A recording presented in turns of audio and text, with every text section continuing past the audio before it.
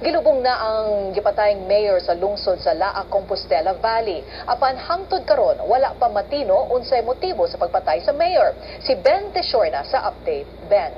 Amelin, kapin sa usa ka semana human banhigi ni atong Mayo 28, gilubong ni atong Sabado ang lawas nila Compostela Valley Mayor Ronaldo Navarro.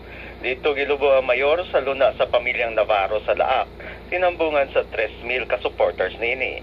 Lakip na sila si Compostela Valley Governor Arturo Uy, Vice Governor Manuel Zamora, Representatives Maria Carmen Zamora ug Romel Amatong sa mga mihatod sa napatay nga mayor. Apan hangtod karon ang kapulisan wala pa ideya sa motibo sa pagpatay sa mayor, bisan pa man nga duha sa unom ka lalaki nga miambush niini napatay ug nailhana. Ang mga napatayng suspetsado, Nestor Torredes ug Simeon Roma, gikasangka sa mga police escort sa mayor atol sa ambush dito sa Kilometer 9, Barangay Sagayen sa Asuncion, Davao del Norte. Ang mga asawa sa napatayng gunmen wala sa ideya sa trabaho sa ilang mga bana.